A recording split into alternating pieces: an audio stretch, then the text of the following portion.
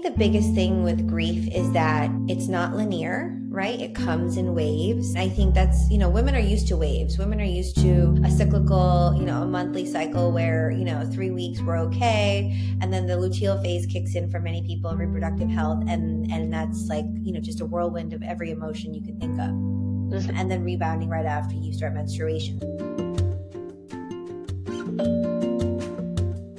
Mom life is a workout, so I fuel it like one. Throne Sport coffee is packed with protein, electrolytes, and clean caffeine. No crash, just power. Whether I'm hitting the gym or chasing toddlers, it's the boost I actually feel. Grab Throne Sport coffee at Whole Foods starting June 30th because moms deserve a coffee that trains as hard as we do.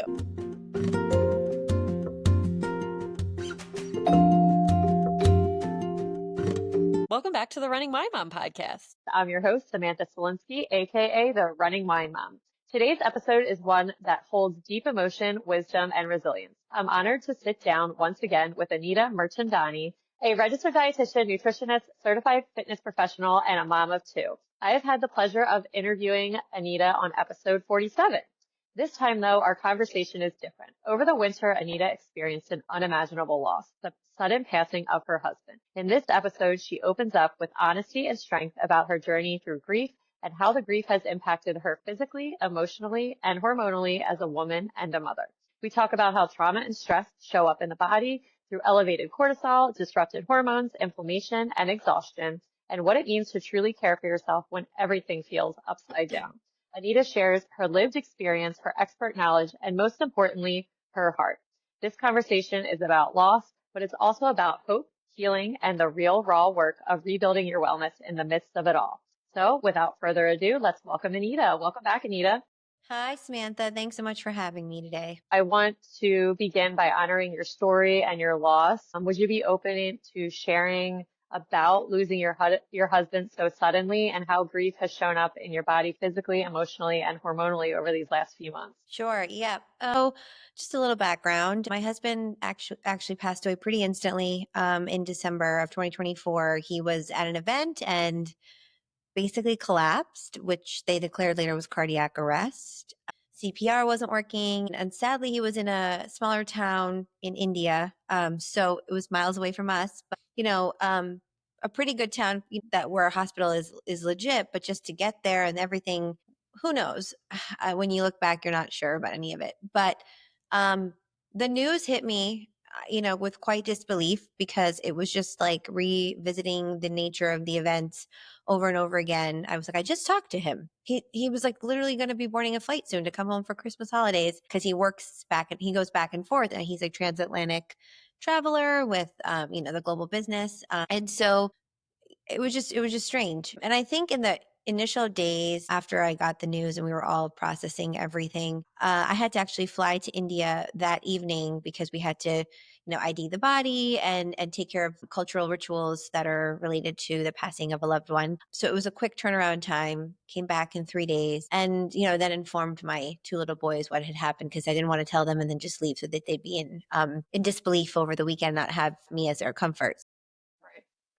Had to kind of deliver the news. And I would say in the first 2 weeks after, I mean, of course, everyone's in denial when they lose someone, but it was like a lot of adrenaline. It was a lot of adrenaline pumping as though I was in, fight or flight response mode because I was, I would have a struggle to get up and function in the morning. But then it was like, once I did, I'm like, okay, well, I can't not let these kids just not get through their day. As soon as I came back, I was like, I told my family, my extended family, Rohan, my husband's full family, I was like, we need to get out of here. It's depressing to be here. It's Christmas holidays. Let's go somewhere. And we all scrambled, and a handful of us, some extended cousins and things, we all went to Turks and Caicos. We went to the islands. We stayed there for five full days and got soaked in the sunlight and warmth. And I cannot say how, in the early stage of the whole processing, how therapeutic that was. I think, just knowing that you're in that environment it just feels better, than looking at the gloom of winter season here. And then, sort of coming back, Christmas the Christmas winter break felt very long this year. It was 2 weeks, and then we had, with him being back, we had expected to have a lot of activities and fun around it. But, now that it was like looming, it just felt very long. And, an obstacle to get through. So once we kind of got back to school kicking off, I just shifted all of us into routine.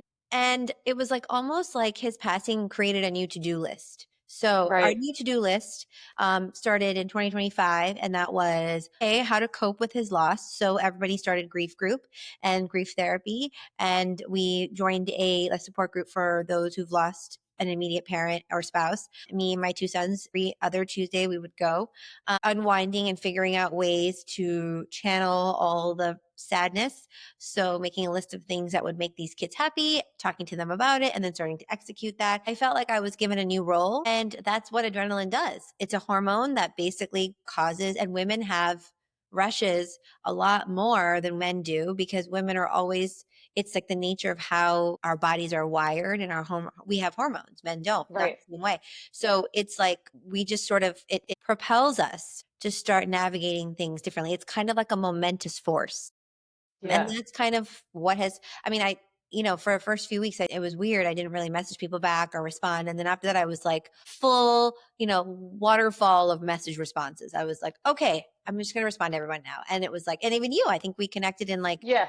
early Feb. And I was like, Right. just FYI, I don't, and it was kind of, it's just I'm like, I feel like talking now. And it's kind of like that Yeah. force. Yeah, and as you were talking about, you went right away to Turks and Caicos, and I think a lot of people would maybe do the opposite and just sit in. But as you were saying that, I'm thinking, if I need to get over grief, I want to be somewhere that's not in a place that like I'm going to be really like impacted Reminded. by it. Yeah, reminded daily. So to kind of give yourself that space, and I think that's a really great thing to give yourself permission to do because again, I think a lot of people follow these rules that aren't really a thing, but like just like through social norms that you need to be sitting in your house and crying as opposed to go somewhere and really heal your body in a different way. Totally. Yeah. Yeah. And I think, being able to listen to that adrenaline rush and kind of using that as your momentum in these terms. And this doesn't have to be necessarily related to the grief response of losing someone, but it's more of just receiving bad news Yeah, for and sure. responding to it. So from your perspective as both a practitioner and someone living through this, what do you wish more women knew about how grief impacts long-term health? I think the biggest thing with grief is that it's not linear, right? It comes in waves. And I think that's, women are used to waves. Women are used to a cyclical, a monthly cycle where, 3 weeks we're okay. And then the luteal phase kicks in for many people in reproductive health. And that's like, just a whirlwind of every emotion you can think of Hmm. and then rebounding right after you start menstruation. So I think, and then of course, women's life cycles going from the fertility journey into menopause. We're used to those waves. So I Right. think, grief and for women experiencing grief, knowing that that experience comes in waves, I think it's more of understanding, well, okay, when I'm not in the wave moment and that wave is not coming on strong, how do I stay on track and how do I function? And obviously that's easier said than done.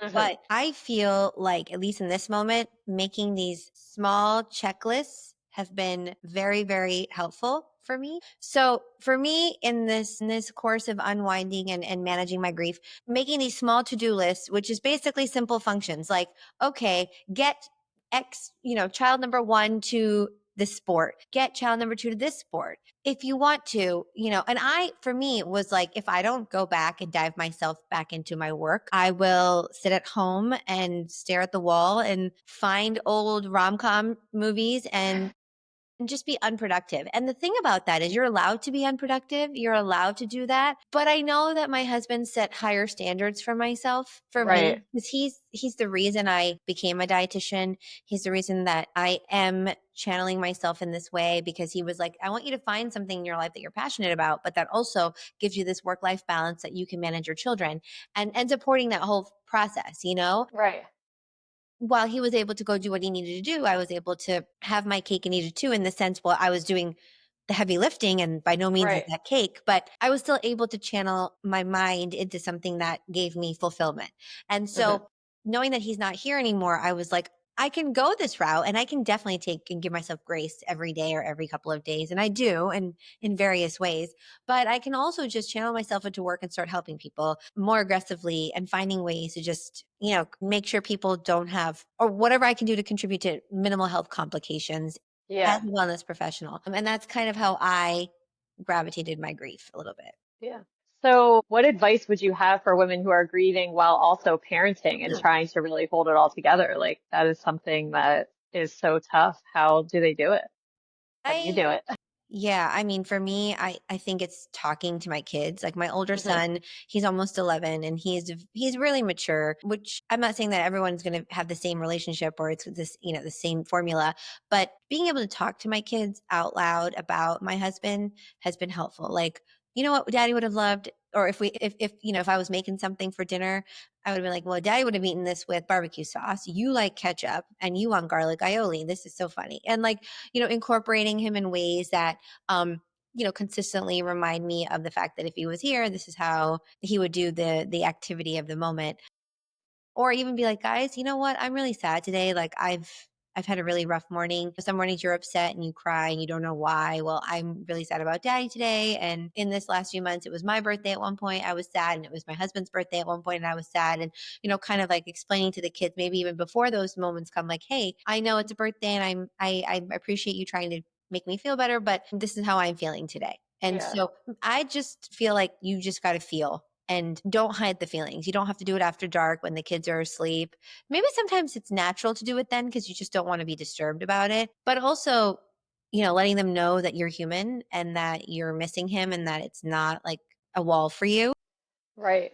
And another thing also is that I've been advised by several, mental health professionals to find ways to journal, write, tell my story, connect with people, and meditate. I haven't started the meditation yet. I think my brain is too cluttered to get in that moment. But these are all recommendations provided by additional professionals as well. Yeah. And those are definitely all great recommendations. And with a situation like this, but also with the situation of women who are just in general stressed, we find that our cortisol levels are raised. So let's talk a little bit about cortisol. Can you tell the listeners what actually happens with a woman's body when cortisol is chronically elevated due to stress or trauma? So, cortisol is an interesting inflammatory hormone. In any given day, if you were to say, okay, I'm going to go get my blood work tested, I'm going to test my cortisol, it might come back normal. Most often, it will come back normal. But in the moment, and what's happening is it's kind of like a replica type pattern. So, one of the most common ways to elevate your cortisol or overproduce, like push your adrenals to produce more cortisol, is by drinking coffee first thing in the morning. So when you wake up in the morning and you haven't like really had any water and you're kind of like, oh, you realize your brain, the switch flips and the brain realizes I have to do A, B, C, D, and E all before 8:30. And oh my gosh, that scramble and then that jolt that you have, that caffeine basically tells, it's like you go from, oh, let me massage your adrenal glands to slap it up. Like let's get you like, and your adrenals are like, whoa, what just happened here? And so that's kind of how what coffee does. It just like slaps the adrenals and gets them producing cortisol, which makes your muscles and your entire rhythm all warm and start activating everything. And then the body gets to start working. Now, similarly, in stress, in anxiety, in bad news, in the response to all of that, your body starts having that same mental overdrive of I now have to unravel A, B, C, D, E thoughts in conjunction with living XYZ life. So Hmm. that cortisol, what will happen, and this is not necessarily something that's reflective in a week, it's usually reflective in a month to 3 months is when you first start seeing it. It's like a buildup. It's like the constant it's like when you are basically pushing something on and on and on. There's an off period, Right. then it's on and on. And it's the way that you rev it up, it's the way that you activate it that is going to have strain eventually. It's going to start telling you, like, I'm going crazy. Yeah. And the way that it for women, a lot of it usually results in inflammatory puffiness. So we start seeing more like weight retention and like sort of this like puffy inflammatory response around our eyes. Kind of looks like we've been crying for a really long period of time, which also may be true, but even in a more robust way. Potentially some skin response, so maybe more hormonal facial acne or redness in the skin, typically hair loss. Okay. or response to something related to hair. Maybe you're starting to pull out a little bit more hair. So you might see some thinning as well. And then, of course, unexplained weight gain in areas that are more sensitive. And so the adrenal glands live kind of right behind our stomach, small intestine area, which is why when cortisol is progressively elevated, we see abdominal adiposity weight gain. We see that like little tire area, which it's so crazy because typically women get it when they've gone through childbirth. And a lot of women bounce back in their own way, in their own time, and work on the lower abdomen. But for some, it takes a longer time, and for it just depends on genetic predisposition and things like that. But then cortisol, with the continual prolonged stress, can keep that belly just kind of where it is and unwanted. So those types of immediate symptoms that you would see, as well as severe fatigue, just constantly feeling tired, perhaps some muscle weakness, feeling achy, you'll start seeing and feeling all those things, and everyone will say to you, oh, it must be your stress. Yes, it's actually Yeah. the stress.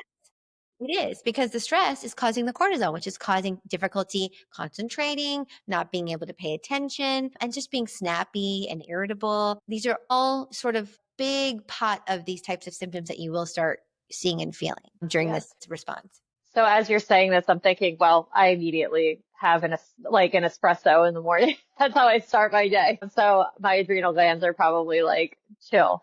But what are some simple, gentle ways to begin calming cortisol levels, whether it is in the morning, midday, or even like when you are in a high stress season that like you are overly stressed and need some calming tips So, it's funny because to I lower it? I read about, other social media, and then there's articles about like people's like what my highly successful morning routine is. Yeah, And it's like, well, I get up at 6 a.m. And I'm like, I always stop there because I'm like, did you get up at 6 a.m. willingly, or did you put right. an alarm clock? Because when you put an alarm clock to get up at a certain time, that's also an activation point where you're getting your body to get up before its natural rise. What really should happen for all of us, which obviously that's not the nature of life, is we sleep, and when our body, when the cortisol starts getting warm and activating our muscles, that's when we slowly start being like, I think I'm supposed to get awake, and everything starts internalizing, and then your eyes eventually will open. So that is how we're all supposed to wake up, but that's not the norm. But if you were to have some balance between setting an alarm clock for a start, an hour before when you're supposed to function, versus, just sort of waking up last minute and scrambling, I would say find what that time is, and Hmm. try to get that alarm set for that time in between. And really, it's as simple as a few minutes, if we can, is open the first window closest to you. It may not be the sunniest of days, but just getting that natural light, whatever that is outside, and kind of looking into it and opening and closing your eyes allows your body and your like the brain and the gut to sort of say, okay, Anita's getting awake, or so and so is getting awake. And this is like, let's start activating all of the processes between, top to bottom. Training your body, believe it or not, to go to the bathroom every morning is really helpful, because it's a great way to start the detoxification process. And so old school, like Ayurvedic principles, was that going to the bathroom first thing in the morning is the best way to cleanse for the day, because it's a way of releasing all the bad toxins from the day before, and also a great way to activate your liver and your small, your intestinal community. And Right. so if you can train and teach your body how to do that, whether it's drinking regular temperature water or warm water with some lemon squeeze to really activate these processes, and doing it in a habitual way, so that it's like, a 3-week period that you kind of stick to this consistent routine to get that rhythm going. Those are all ways to sort of activate your body's rhythm, and have your cortisol rise naturally. Perhaps putting on some music and just closing your eyes and kind of listening to some music or something light to start like thinking about, you don't have to journal it, but just thinking about ways you're going to start setting intention for your day, getting Yeah. ready to go, whatever. It doesn't have to be long. It really just has to be a few minutes, and you're in your own way kind of getting activated. I started doing mouth oil pulling, which is a fun little process starting I think mid-year last year. I started Okay. gargling with like a coconut minty oil for a good 5 minutes every morning, and it has been amazing. Like my Wow. breath has been better, my mouth Ooh. bacteria is like, I don't have my teeth health, my dental health has improved, and it's kind of this really nice habit. I feel like all like the toxins that are associated in your mouth gets like removed. And so that's one of the ways too you can kind of start your morning routine. But anyway, so yeah, I would try to do any combination of any of these things that suits your schedule, that suit your personality, and really try to push your coffee anywhere from 45 minutes to 90 minutes from when you first wake up.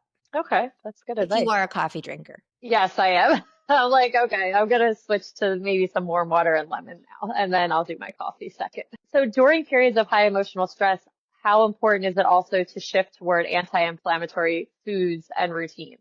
Yes. So while many of us in stressful moments gravitate towards processed foods, sugar, and alcohol, if there is a way to, in these grief episodes or in these traumatic episodes, I would say lean into your community if they do offer you support in any way, whether it's a home cooked meal or having something ordered for you. I was grateful that this community has been so helpful. People are still messaging being like, "Hey, can I order you something for dinner this week to take the load off?" Or "Can I drop something I've made?" Or "Can I make something and drop off?" And I would say lean into all of that and be honest, like, hey, yeah, if you're making XYZ, this is something my kids would like. It would actually be really great and helpful so that I don't have to worry about their meals for 2 days. Kind of owning into what really would help you and make you feel better would be one of the first steps into managing all of this.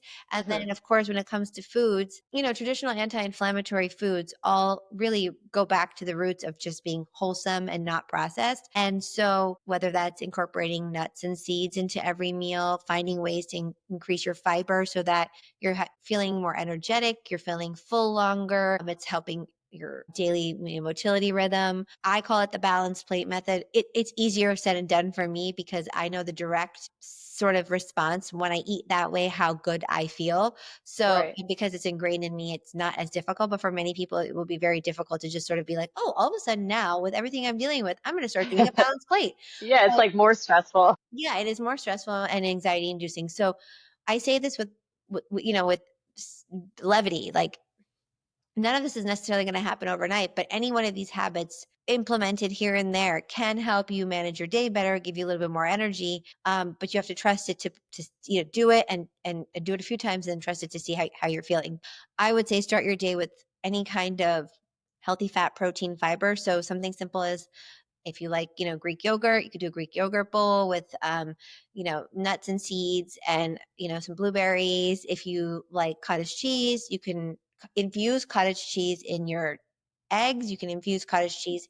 I make a ton of products with like cottage cheese pancakes, cottage cheese muffins, cottage cheese Belgian waffles. Like I just put batter together with cottage cheese, some, healthy flours, hemp seeds, ground flax seeds, whatever, shaved some banana that might have gone ripe, some shredded coconut, whatever it is, and then just make different versions of that and keep that available to me. And then, lunch really, a lot of people don't have time for lunch, but if you can grab if you have to do it sort of like the crudité Lunchables, sort of charcuterie style, grab some cheese, grab some cucumbers, some cherry tomatoes, grab maybe a boiled egg, grab, crackers, pita chips, whatever it is, and try it that way. Grab a slice of toast, spread something on top, add a green or some veggies, add a little cheese, boom, done. Yeah. So something as simple as that. Of course, the ideal thing would be to have a half a plate of any form of vegetables at every meal, but that's just unrealistic in these Yeah. times. But yeah, really working towards limiting your alcohol and your sugars, partly because those will continue to aid in the inflammatory response you're already feeling. We all think that a glass of wine, and it does once in a while make us feel better, and you should definitely cater to it if it does. But the prolonged period of it and when you're consuming it and how you're consuming it all makes a difference as well. Hmm. How about like a pantry staple? Like I like to just grab something and throw it if I don't have time to, make something or it's going to be a long time until I have a refrigerator. What's a pantry staple that you would recommend for anti-inflammatory? Probably unsalted nuts. Okay. So I would say any form of unsalted nuts. You could do pecans, walnuts, sliced almonds, peanuts, pistachios are great for heart health.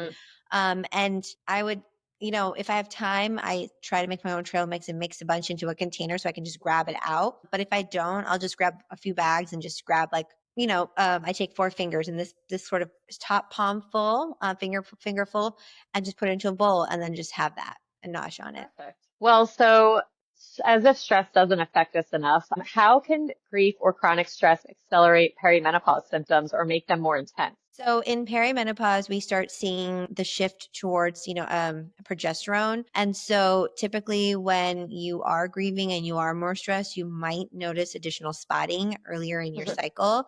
You might notice your cycle shortening in general because when the progesterone sort of gets it's kind of like a roller coaster, kind of when the onset of the body thinking that, okay, well, now I need to release. And so that cycle gets a lot shorter.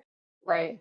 I would say though that's the most common thing, but also typically in perimenopause, we also start seeing like brain fog, we start seeing temperature fluctuations, and perhaps, even related to the spotting early, just sort of vaginal discomfort, itching, discharge. It's like bacteria forming in our Yeah. gut and our vaginal tract. So I would say that if you start to feel any of those types of symptoms creeping in, I wouldn't dismiss it as this is normal. I would definitely like connect with a physician and or maybe see if something needs to be optimized with your diet and lifestyle in a way that's easy, that's like one or two small behavioral changes that you could work on because your reproductive cycle, it has its own, sort of timeline, and it usually follows that of your mother's to some degree. But as much as you can to mitigate or improve some of the perimenopause symptoms so that you don't have to feel the brunt of it as early as it might start, the better it is for you. It's a shitty feeling all around. Right. Yeah. So what nutritional or lifestyle practices can help ease the hormonal roller coaster of perimenopause? I would say find time if you can to walk every day. I would say that if you can't control your diet, you can't control everything that you're eating, you can't control the shopping of it or the putting together, the decision fatigue is weighing on you. Can you just find time to walk for like anywhere from 15 to 30 minutes every day? Mhm. That itself is improving your blood sugar regulation, which gets compromised with elevated cortisol, blood pressure, which gets compromised with cortisol, and digestion, sort of the mechanism also gets compromised and with the inflammatory state of the body. So walking alone can do that. It helps. It's an avenue for you to release your stress, whether it's through physical movement and or when you're outside and you're walking, whether you're walking with someone, a social walk could be nice because it's a form of therapy by talking through things. But Yeah. also, when you're outside, you just start thinking, and it's sort of like a way to release those thoughts. Mhm. I would say that would be one of the most holistic ways to manage it. Right.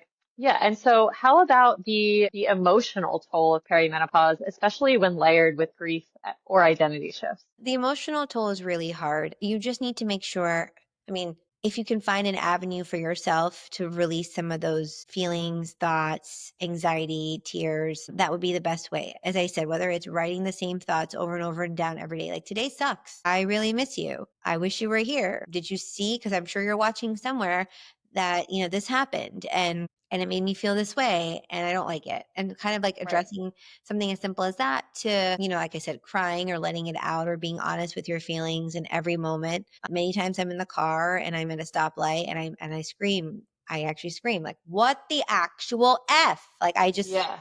like I'm like, is this for real right now? Like it's crazy. I definitely think that, and I did, it's funny. I took up boxing for like a hot sec. Like in February, I found a boxing instructor who would come home once a week in the mornings for like 30 minutes. And I did it and it was great because I started feeling the Right. release. And then after a while, I was like, okay, no, but I need to switch it up. It's like boxing Right. isn't giving me, no. So then I got a weighted vest and I like put that on and I'm like, cause that feels grounding and, Right. and I feel like a nice release when I take the weighted vest off. It feels, like that kind of feeling. So I would say play around with all these, you know, take wellness to the next level and play around with all these different types of therapies. Maybe going to a sauna, maybe creating, if you have an opportunity to steam your bathroom and just breathe in steam for like a couple minutes. As the weather gets warmer, can you get 10 minutes of sunlight in the morning before you have that coffee? Can you like take a call while staring at the sun? Like, can you do any of these random weird things and sort of create that, mitigate some of that emotional response? So what advice would you give to women who are entering perimenopause who feel like their body is changing faster than they can actually keep up with the change? I mean, that's a lot of us. I feel like one thing would be great is to keep track of what you're feeling. Keep track Right. of the symptoms because a lot of physicians are really quick to dismiss things. Yeah.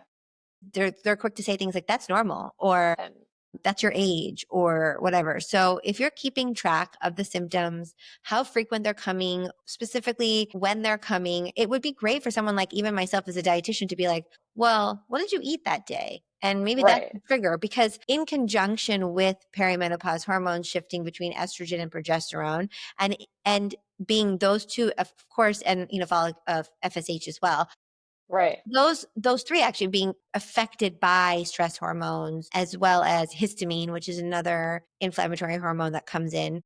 Okay. I think that it's important to also understand that when you keep track of when you're feeling, I'm sorry, what you're feeling, when you're feeling, and how you're feeling, and what, like, 0 to 10, Like, we can probably do a little bit more detective work and maybe see what a trigger of that could have been. And a lot of people, believe it or not, have the craziest triggers kick them in the butt in like the middle of their 40s that they've never had before in their life. I had a patient or client be like, all of a sudden I can't eat peanuts anymore because I get redness in my cheek, or I can't drink red wine anymore. I can only drink white wine now. Or when I drink tequila, I like get the runs. Like it's also right. it's crazy, like all these things that happen. But these are all the random systems that get compromised during perimenopause. And so Right. I feel like my biggest advice would be, if you feel things are coming on quicker than you can control and you're not sure what's propelling it, if you keep track and start writing it down and be thorough, nobody can look at you like you're crazy. Right. Sadly, it's sad that you have to almost have proof, but there is, proof in data. So Yeah. that would be my best advice. Well, that's great advice. Well, you've given us a lot of information. If you could leave one message with a woman who is grieving, overwhelmed, or in the middle of a major life shift, what would you want her to know about her body, her healing, and her strength? My first advice would be, can you find someone who probably isn't in the thick of it like you Hmm. are? I will say, when this bombshell happened for us, I was immediately connected to a handful of women who had gone through it.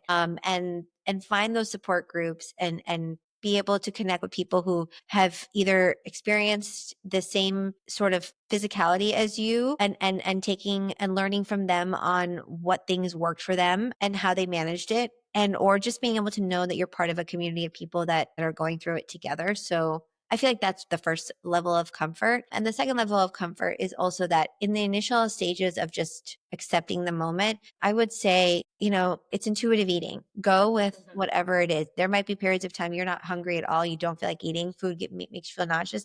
And you might all of a sudden feel ravenous and you might crave a big bowl of pasta.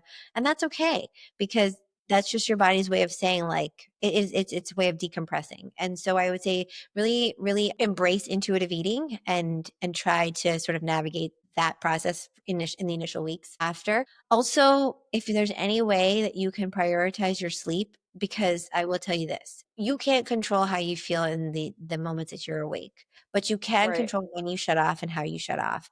And by sleeping, you at least allow for that sort of the reset of every organ body clock slash mental clock slash gut health clock. Like all of it just can get shut off in a way that is super, super healthy for you. So could you find a way to prioritize sleep in this process? Because you can't obviously control what happens the minute you wake up and how you're going to feel and the roller coaster of emotions that come with it. But at least you can control the sleep part of it. Yeah, that's great advice. Well, thank you so much for all of that information. Thank you for sharing your story and all of your emotions. So that's going to bring us to the end of another episode of The Running Wine Mom. Again, thank you so much for being here, for showing up so honestly in this season of your life. Your story, your strength, and your deep knowledge are such a gift to this community. So thank you for being on. I'm honestly really, it's been a therapeutic, like just being able to talk to you and sort of share some of this and sort Yeah. of talk through what I felt and or how I've handled any of it. I think that I'm grateful for you to be able to let me share and have this avenue, but also that, this, if, a handful of your readers read it and realize that they're in the thick of it, something similar, please don't hesitate to reach out to me one-to-one and just talk. Like it's Yeah. just good to be able to connect. Yeah, I'm glad. And like I said, I really appreciate you using, this platform as a way to help so many who need to hear a voice, in the grieving moments. You've given us a powerful reminder that healing isn't linear and that our bodies, especially as women, carry so much more than we often realize. So to anyone who is listening, who's navigating grief, chronic stress, hormonal shifts, or just trying to keep their head above water, again, remember you are not alone. This is a space for both pain and healing, both softness and strength. And whether you are in the early stages of perimenopause, parenting through heartbreak, or simply trying to carry your body again, there is no perfect path. There's just this next gentle step.